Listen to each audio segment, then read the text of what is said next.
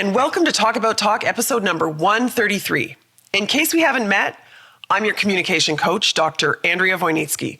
Please call me Andrea. If we have met, though, I have a question for you. What's your favorite Talk About Talk podcast of all time? Honestly, I would love to know. Please email me or message me on LinkedIn. I'd love to hear. If I had to choose, it's this episode. This episode was originally released as episode number 93, The Power of 3.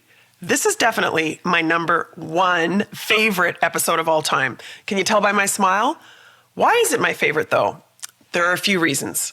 The first is that when I was doing the research for this episode, I found so much evidence for the power of 3. It was almost overwhelming. I had a lot of fun combing through the academic-oriented and even the popular anecdotal evidence of the power of 3. It was everywhere. The power of 3 is prolific. So then I recorded the audio for this episode and I handed over the audio file to the Talk About Talk audio producer. His name is Brian. He's also my brother. And he had a lot of fun with sound effects, as you're going to hear in a minute. Thank you, Brian. But this episode is not just a lot of fun, as you're about to hear. It's also helpful and productive. Since the original release of this episode, it's almost like the power of 3 has become part of my brand as an executive communication coach. If you've listened to a few past Talk About Talk episodes, you've probably heard me referencing the power of 3. I do it all the time. I even recently relaunched the Talk About Talk email newsletter to be formatted to share 3 main learnings with you every week. The power of 3 is everywhere.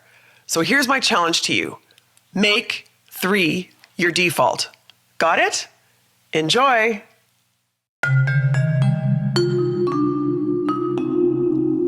There's something magical about the number 3. Is 3 a powerful number? I think so. Apparently Brittany thinks so too. And by the end of this episode, you might agree with us. If nothing else, you'll probably be convinced to consider 3 as your default in many communication contexts. Are you ready? 1, 2, 3, go! Let's do this. Let's talk about talk. Greetings and welcome to Talk About Talk. I'm your communication coach, Dr. Andrea Wojnicki. Please call me Andrea. Today we're focusing on the power of 3. In this episode, you're going to learn why the number 3 in particular is so powerful, examples of where this is illustrated, and how you can use the number 3 to improve your communication. At Talk About Talk, we're relentlessly focused on improving our communication skills. Specifically, our goal is to accelerate the career advancement of ambitious executives by elevating their communication effectiveness. We talk about communication skills topics like networking, overcoming imposter syndrome, and personal branding. You can access Talk About Talk across a variety of media or resources, all from the talkabouttalk.com website. There's online corporate workshops, one-on-one coaching with me, online courses, the free weekly communication skills newsletter, and, of course, this bi-weekly podcast. You can choose what works for you, and you can find it all on the website. While you're checking out talkabouttalk.com, I encourage you to subscribe to the free weekly communication skills newsletter. It's free, and it's kind of like getting free communication skills coaching in your email inbox once a week. You can sign up quickly and easily on the talkabouttalk.com website. Okay, welcome to Talk About Talk episode number 93. Yeah, 93. That was kind of an accident, but a good one.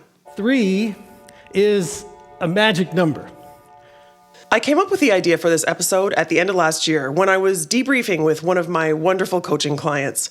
I asked him to summarize 3 of the most important communication skills learnings we covered over the past several months. One of the things he mentioned was the power of 3. His most vivid example was when he was preparing for a huge webinar that he was hosting. We structured it so that he included 3 guest speakers or panelists, and he focused on 3 key learnings. It went extremely well, and the power of 3 stuck with him. He uses it all the time now, and with great success. Now, I'm hoping the same can happen for you. I've done some research and thinking about the number 3 that I'm going to share with you, and we're going to cover 3, yes, of course, 3 things. 1, examples around us of the power of 3. 2, the benefits or advantages of the number 3. And last, where we can use the number 3 in our communication. So, as I always say, as you're listening to this episode, just keep doing whatever you're doing. Driving or walking or sitting on the couch, whatever. You don't have to take notes because I do that for you. If you go to the talkabouttalk.com website and click on the podcast tab, you'll see all the show notes listed for you there. Are you ready?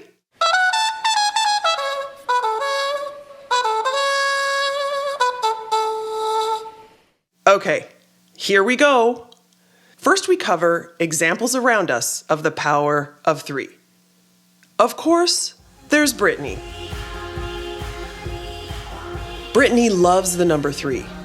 She's not the only one. 3s are everywhere. If you start looking, you might be shocked. But let's start way back. How far back depends on how old you are. Do you remember English class, say, in grade 4, maybe grade 5 or 6? You've advanced from the early days when you were learning to print letters to printing words, then sentences, and now you're sitting with the big kids and you're starting on essays. Ooh. Do you remember the classic outline for your essay? 5 paragraphs. First, the introduction. Then, 3 paragraphs to illustrate your point. Yes, 3. Then the last paragraph is your conclusion. As a default, our basic essays have 3 supporting paragraphs. Don't forget this. We're going to come back to this point at the end of this episode. Where else might we find examples of the power of 3? You don't have to look hard.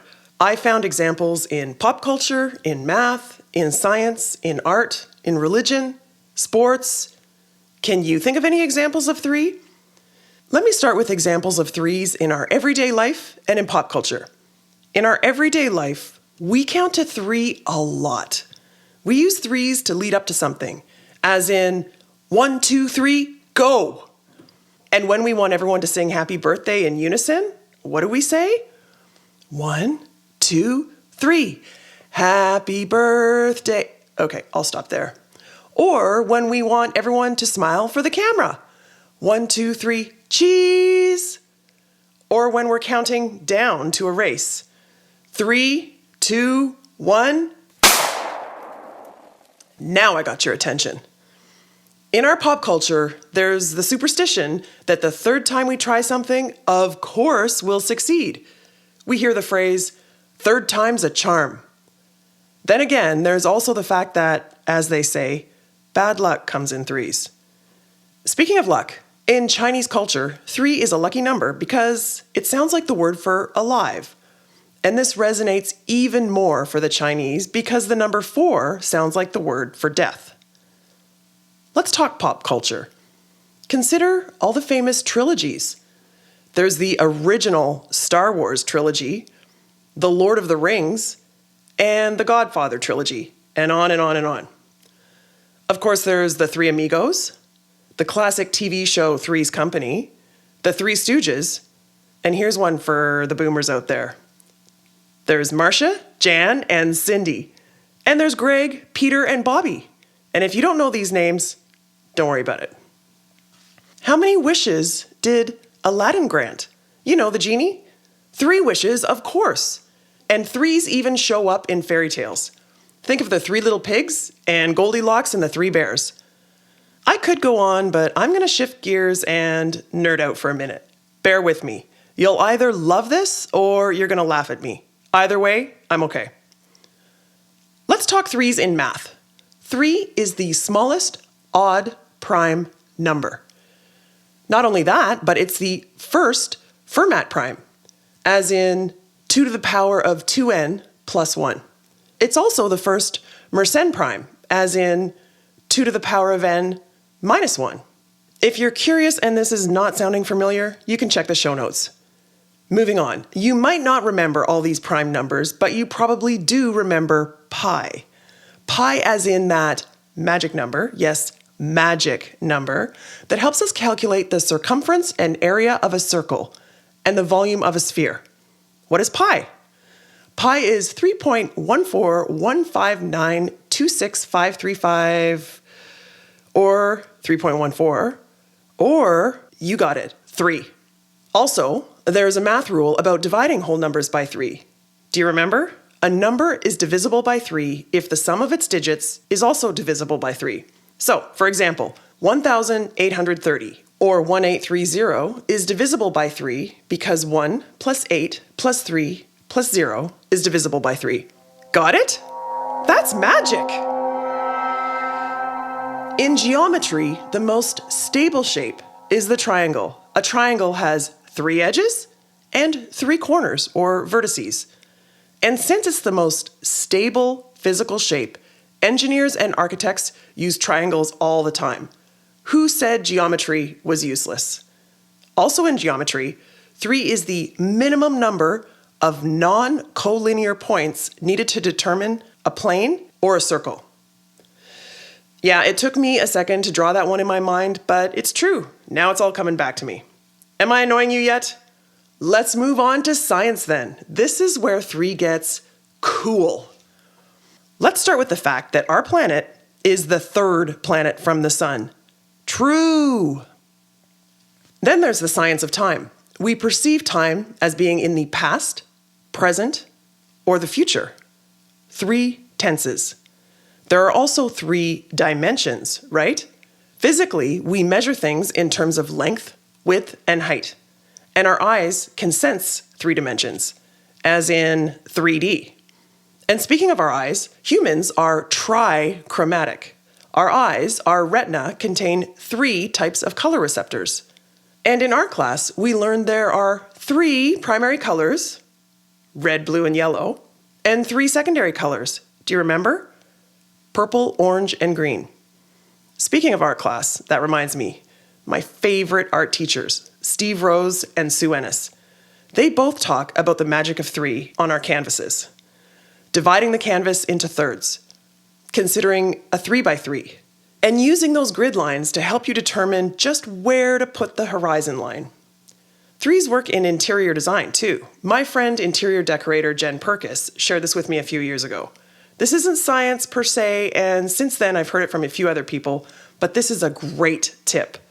Her tip is to decorate with odd numbers, like 1 or 3 or 5. And it's often 3. How many vases or books or candles or cushions should you have in a display? 3, of course. 3 beans. 3. Now, let's move on to religion. I'm almost done here, don't worry, but this is fascinating. I'm going to cover religion and then sports, and then we'll move on. If you Google the power of 3, one of the first things to come up, inevitably, is the Holy Trinity, the Father, Son, and Holy Ghost in Christianity. In the Bible, there's also the 3 wise men and the 3 angels that are mentioned by name, Michael, Gabriel, and Lucifer. There are all sorts of 3s associated with Jesus' crucifixion and resurrection. And then there's the fact that there are 27 books in the New Testament, which is 3 times 3 times 3, or 3 cubed. I started to wonder, is this magic of 3 business a Christian thing? Apparently not. For starters, many other religions have something similar to the Holy Trinity, a triple deity, including, for example, Hindus, Buddhists, and Taoists. In the Jewish tradition of the Kabbalah, the soul consists of 3 parts, what we would call repose, breath, and wind or spirit. Again, you get the idea. 3s are everywhere in religion and in sports. Any triathletes out there? 3 is a common and coveted number in many sports. 3 is the number of points associated with a football field goal, a basketball 3-pointer, and an impressive hockey hat trick.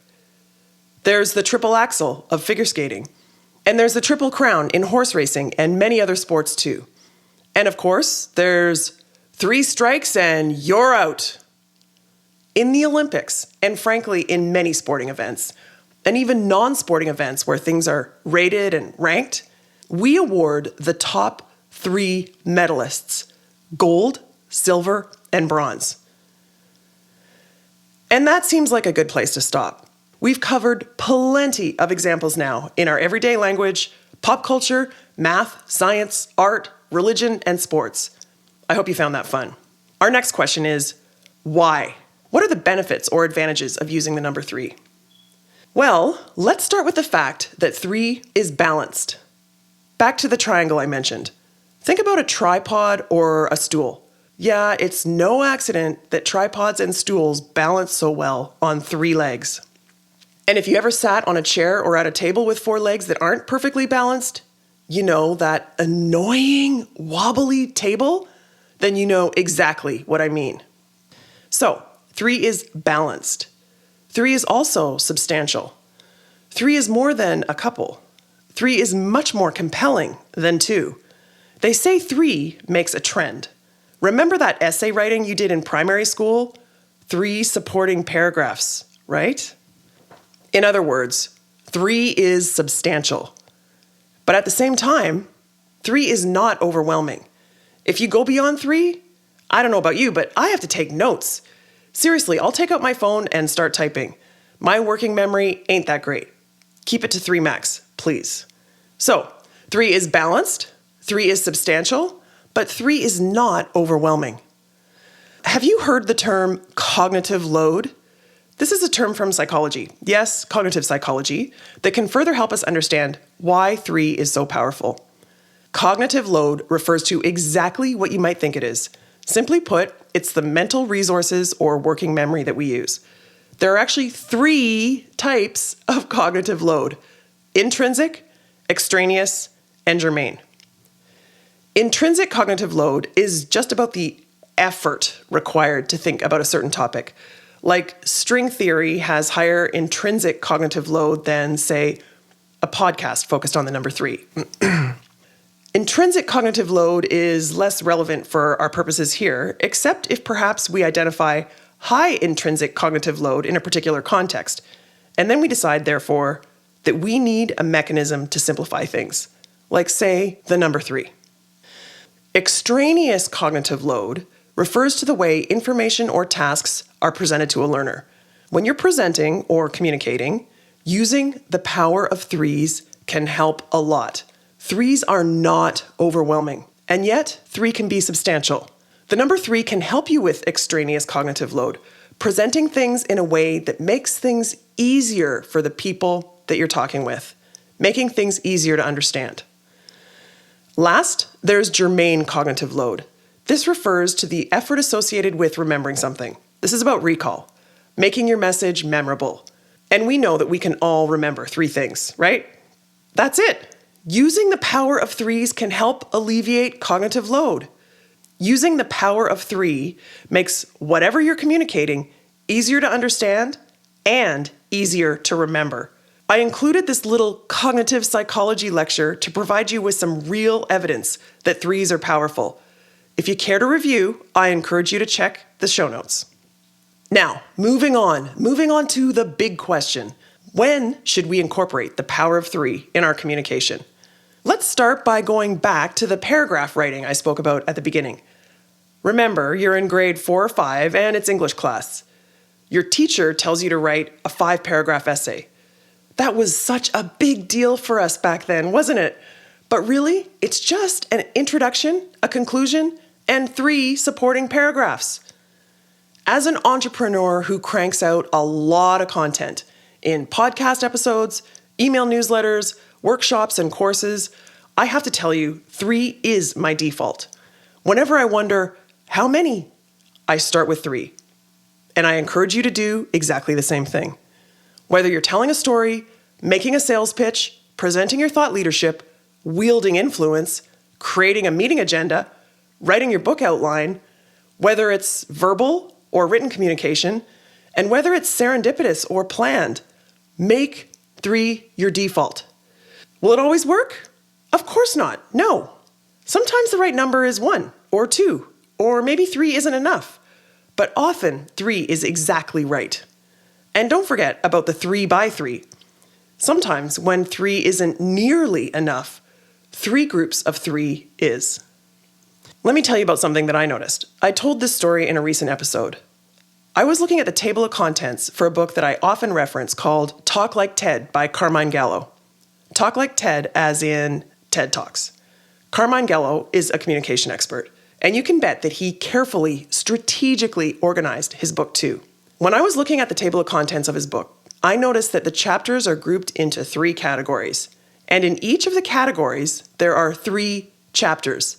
This is not an accident. Communicating in 3s works. Just before I recorded this episode, I ran upstairs to check another of my favorite books sitting on my night table. It's Think Again by Adam Grant. Guess what? There are many chapters, but they're grouped into 3 categories: individual rethinking, interpersonal rethinking, and collective rethinking.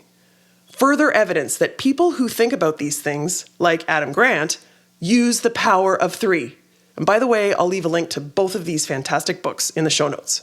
So, creating an outline for your next book is a great example of when we can use the power of 3. Maybe you're not quite ready to write that book yet. Well, we can all use the power of 3s when we're categorizing. Also, when we're listing things, or when we're highlighting things, like 3 main takeaways.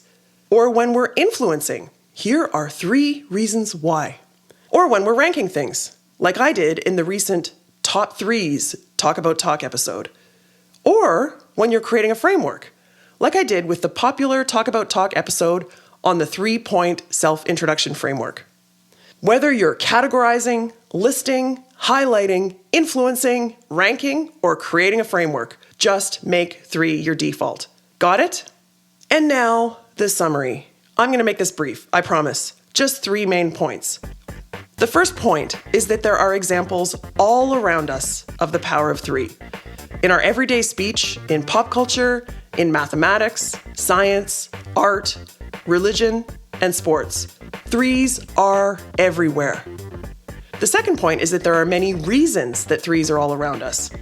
There are benefits or advantages of the number 3. 3 is balanced, it's substantive, but it's not overwhelming. And using 3s in our communication can help us minimize the cognitive load of the audience that we're communicating with. In other words, using 3s in our communication makes things easier to understand and easier to remember. The third and last point is a list of examples of when you can use the power of 3 in your communication.